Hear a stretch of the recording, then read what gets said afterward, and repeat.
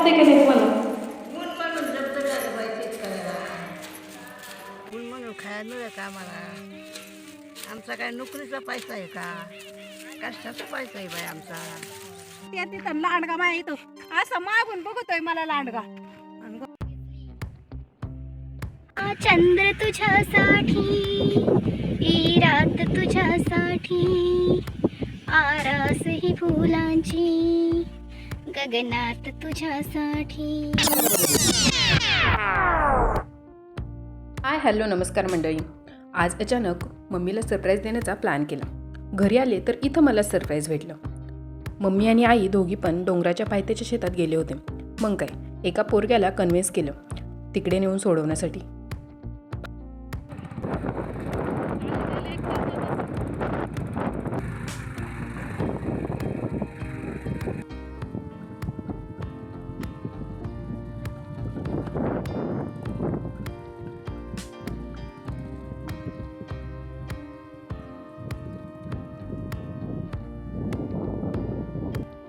शंभू हाय कर.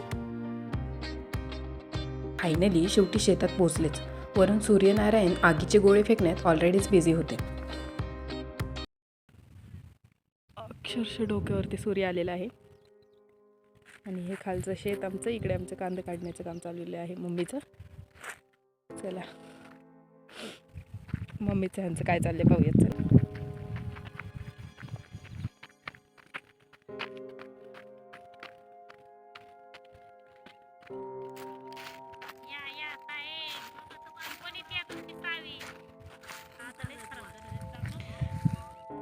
यांची रिॲक्शन पाहूयात आता आपण. चला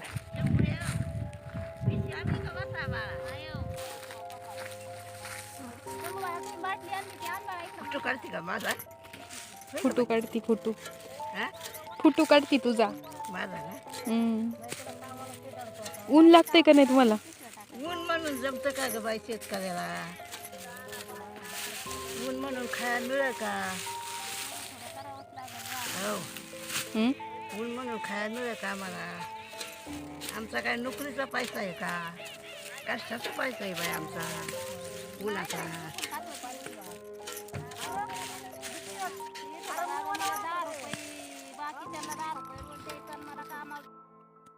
चला शेवटी मी पण कांदे काटणी करण्याला सुरुवात केलीच. कारण आपण हाडामासाचे शेतकरी आहोत बाबा. आपल्याला असं शेतात आल्यानंतर आराम करणं अलाउड नसतं म्हणण्यापेक्षा शोभत नाही असं म्हणणं बेटर होईल.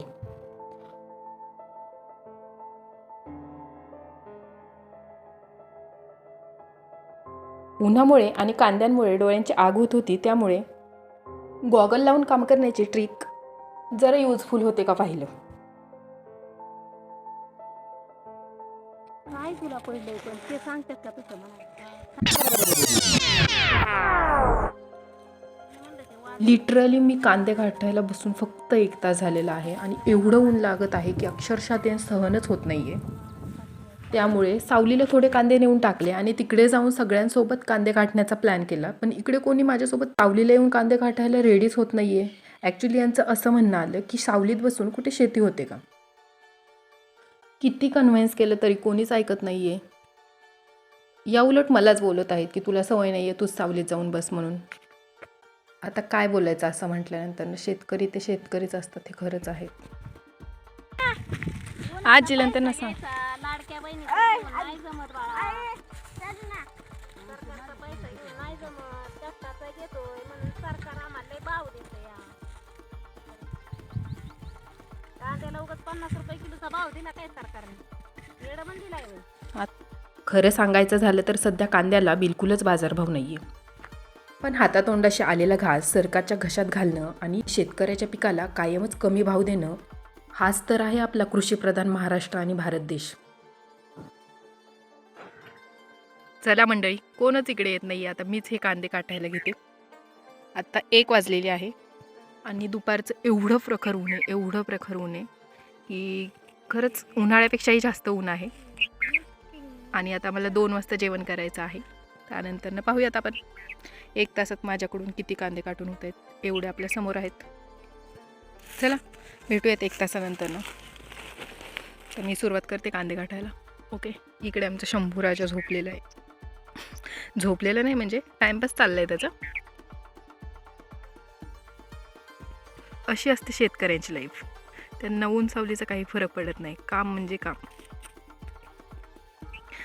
तर मी आज एक दिवस आले तर मला 1 मिनिटसुद्धा तिथे उन्हात थांबू वाटत नाही आहे. तरी पण मी 1 तासभर केलं काम उन्हात. असं नाही आहे की मला सवय नाही आहे, करते मी सुद्धा आधी शेतकरीच होते, अजूनही शेतकरीच आहे. असं काही नाही आहे की खूप मोठी वगैरे झाले. पण एवढंच होतं ना की आपल्याला सवय असते रोज या टायमिंगला झोपायची वगैरे आणि अशा उन्हात बाहेर न पडण्याची. त्यामुळे ती सवय नसल्यामुळे जरा त्रास होतो. पण इट्स ओके, काही प्रॉब्लेम नाही. चला आता आपण 1 तासानंतर पाहूया. 1 तासानंतर म्हणजे आपल्याला 2 वाजता जेवण करायचं आहे आणि आता सध्या दुपारचे 1 वाजलेले आहेत. मग ते नाही का कंपनीमध्ये असतं की एवढं काय होतं शंभू तुला? मांजर आहेस तू? मग इकडे कशी मस्ती आलेली आहे पाहिलं का? केसांना तेल वगैरे काही नाही. जशी आंघोळ झाली तशी आम्ही एस टी पकडली. एकदम अचानक घाईघाईत ठरलेला प्लॅन होता की कसं झालं ना की खूप दिवस झालं मम्मी बोलत होती, आई बोलत होती, ये खूप दिवस झालं आली नाहीस. आधी म्हणजे मी सतत यायचे असे काही काम असल्यानंतर किंवा वाटलं की यायचे. पण आता सध्या ना याची शाळा वगैरे त्यामुळे येणं होत नाही. चला आज आले, म्हणजे अचानक ठरलं प्लॅन. तसं यायचं होतं, उद्या संडे होतं त्यामुळे संडेलाच यायचं होतं. पण आज अचानक प्लॅन ठरल्यानंतर मग आज आलो. चला 1 तासानंतर एवढं टार्गेट आपलं कंप्लीट होतंय का पाहूयात. मम्मी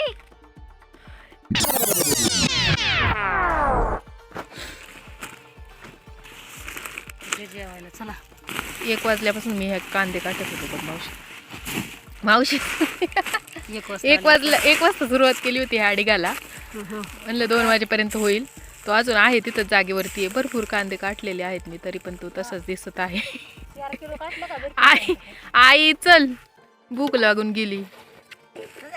अशा प्रकारे आमच्या साळकाया साईडला हो शंभू, साळकाया म्हाळकाया सगळ्या जेवायला आलेल्या आहेत. चला आता आपण जेवण करूयात, मग एक पडी मारूयात. आमचं नाही केलं.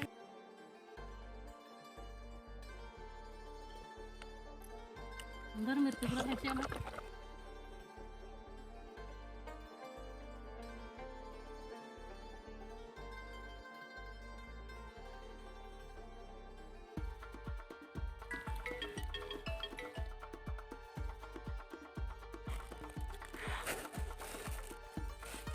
सकाळी मी त्याला विचारलं तर आम्हाला रात्री आजी तुम्हाला काय घ्यायची भाकर? मम्मी ओय मम्मी दे ना. शंभूच्या आली कांदा काटायला. सावलीला बसते कांद्याच्या पिशव्या उचलून टाकते. खाऊन दे. अशा प्रकारे मंडळी इकडे सगळे झोपलेले आहेत जेवण केल्यानंतर ना थोड्या वेळासाठी. कारण झोपल्यानंतर ना सगळ्यांना परत काम करण्यासाठीची काय येते का मम्मी? होय का मम्मी? एनर्जी. यस, एनर्जी येते. त्यासाठी थोड्या वेळाची का होईना झोप महत्वाची आहे. Okay bye. चला गाईज आपण पण झोपूयात.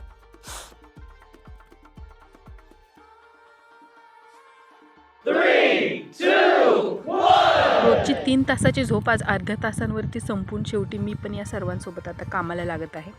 इकडे तुम्ही पाहू शकता. तसं मम्मीने मला पाहिलं तर उठवलेलं नव्हतं, पण हे आमचं पोरगं शांत नाही आहे ना, त्यानेच 10 वेळा मम्मी उठ म्हणून मला उठवलेलं आहे. आणि इकडे आता मी हे ॲक्च्युली हे माझं टार्गेट आहे, मला कंप्लीट करण्यासाठी मी स्वतः घेतलेलं आहे, मला कोणीने दिलेलं नाही आहे. चला आता आपण इकडे मम्मीने ते आता सकाळपासून कांदे काढत होते. आता कांदे काढायला या लोकांनी सुरुवात केलेली आहे. आणि तुम्ही पाहू शकता आत्ता सध्या दुपारचे 3:10 म्हणजे ॲक्च्युली दुपार पलटून गेलेली आहे आणि मध्यांतर म्हणता येईल हा टाईम झालेला आहे. पण तरी देखील उन्हाची प्रखरता बिलकुलही कमी झालेली नाही. इकडे तुम्ही पाहू शकता खरंच खूप जबरदस्त ऊन आहे. बापरे, अजून तर उन्हाळा यायचा आहे. उन्हाळा आल्यानंतर काय होणार काय माहिती. आत्ताच जर असं ऊन असेल तर. चला भेटूयात पुन्हा नंतर ना. आता इकडे आपण सुरुवात करूयात थोडीशी कामाला. ओके, हा आहे. याने आता आपण कांदे काटणार आहोत. हे याच्यावरती पाय ठेवला जातो आणि मग हे जे तुम्ही पाहू शकता याला जबरदस्त धार आहे बरं का. आणि खूप म्हणजे खूप लक्ष देऊन काम करायचं, म्हणजे खूप लक्ष देऊन याच्यासोबत काम करावं लागतं. नाहीतर आणि डायरेक्ट आपलं बोटसुद्धा म्हणजे डायरेक्टली हात कापू शकतो. त्यामुळे चला, ओके बाय.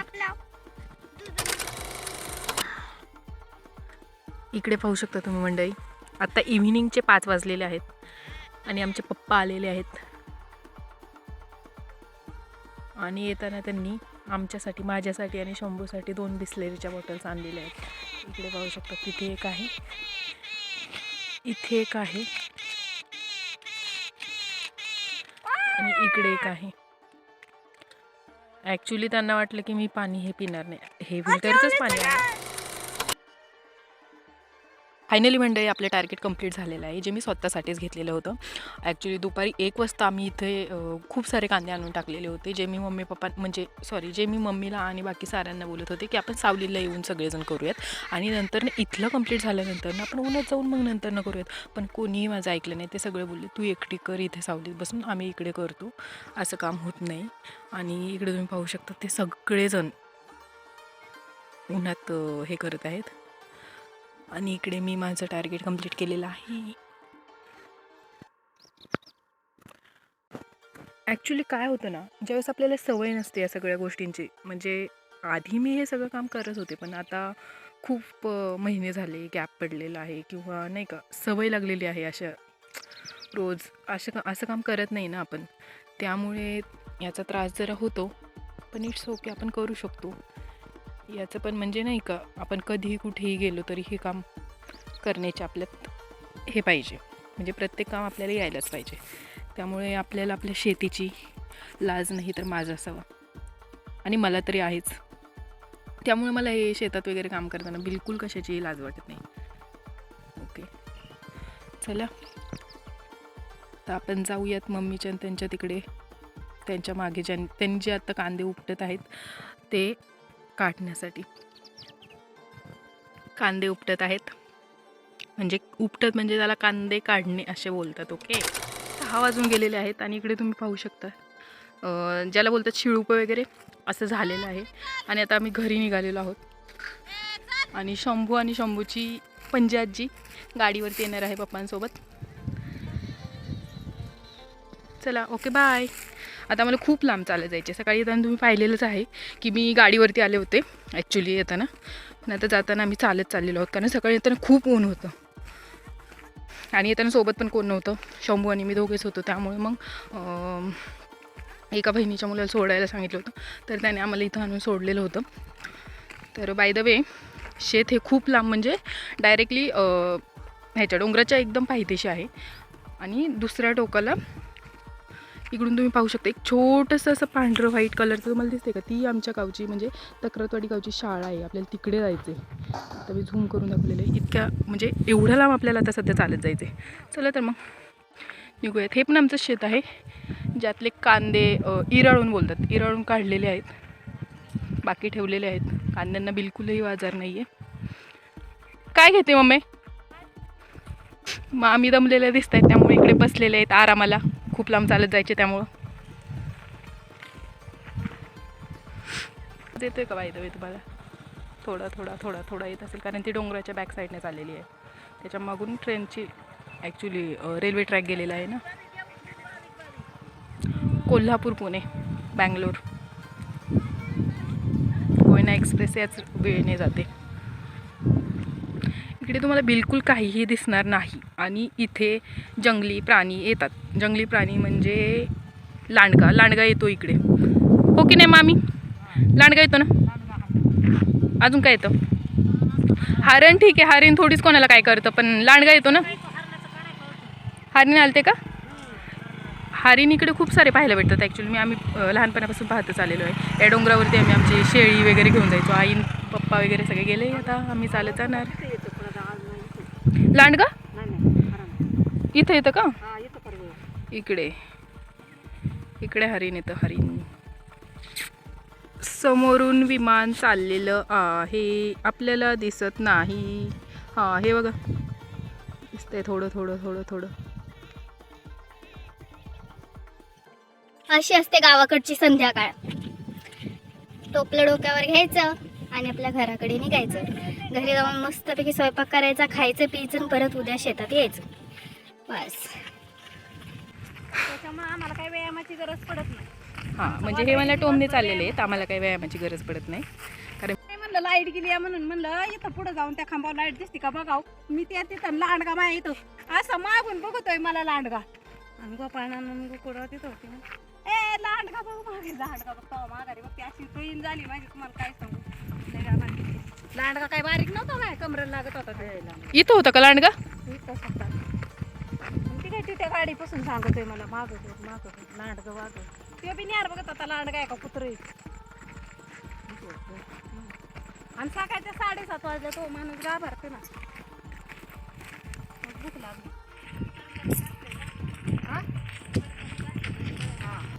हा चंद्र तुझ्यासाठी, हा गहू तुझ्यासाठी पडलेलं आहे वाटतं मे बी. आरास ही ताऱ्यांची, हा आहे गहू इकडे आहे. हे काय आहे मम्मी? गिन्नी गोल आहे ना? ऊस आहे का गिन्नी गोल आहे? हे गिन्नी गोल आणि हा ऊस. फरक बघा, फरक स्पष्ट करा. बिलकुल येणार नाही स्पष्ट करता, कारण हे सेमच दिसते, फक्त याचा एक गुच्छ आहे. सांगू शकतो.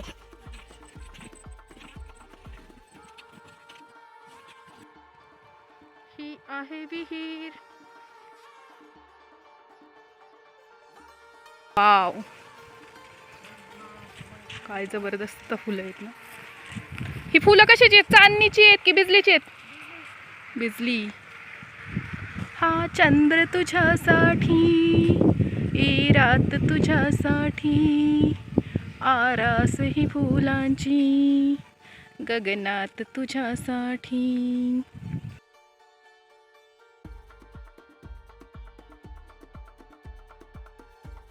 फायनली गाईज आपण आता वस्तीमध्ये एंटर झालेलो आहोत आणि हे आहे तक्रारवाडी गावचं ग्रामदैवत आणि हा त्याच्यासमोरचाच सासवड सुपा रोड. चला तर मग पुन्हा भेटूयात अशाच एका नवीन व्हिडिओमध्ये. व्हिडिओ जर तुम्हाला आवडला असेल तर लाईक, शेअर आणि सबस्क्राईब करायला विसरू नका. बाय. रामकृष्ण हरी मंडळी.